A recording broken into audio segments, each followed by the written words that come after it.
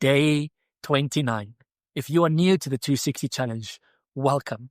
If you've been with us all the way through Matthew, it is so cool still having you on board as we are growing every day in our discipline, making this habit of daily Bible reading and growing closer to Jesus.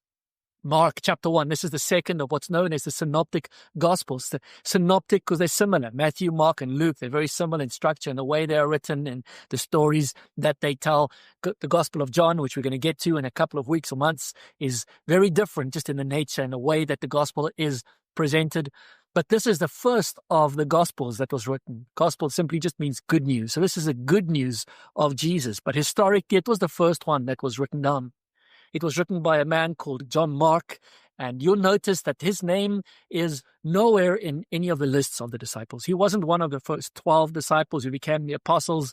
He most likely wasn't even a follower of Jesus during Jesus' lifetime, but he was a close acquaintance of Peter. And so when we read the story of Mark, the gospel according to Mark, we are reading, in a sense, Peter's version as Mark wrote down what Peter had relayed to him.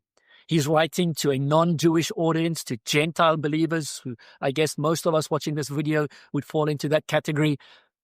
And his big message is Jesus is the King. Matthew was all about Jesus is the Messiah, the fulfillment of the Old Testament, and everything in the Old Testament. Mark is all about Jesus is the King. And he writes with a very urgent style. You would have noticed in the first chapter already 7 times the word immediately appeared. That's going to be 41 times in total in the 16 chapters of the book of Mark.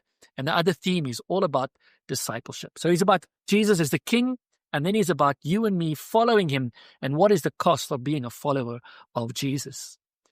The second unique characteristic to Mark and his writing is he's all about brevity. You would have noticed a major change of pace from Matthew to Mark. We have seen just in one chapter here, John the Baptist appearing on the scene, baptizing Jesus, the Holy Spirit being there, the Father speaking. So there's the Trinity. We have seen Jesus led by the Spirit into the desert to be tempted. Jesus calls 4 fishermen to follow him. That's Peter and Andrew, James and John. He drives out demons. He heals Peter's mother-in-law. He heals a bunch of Peter after sunset. He touches and heals a leper, all in the first chapter.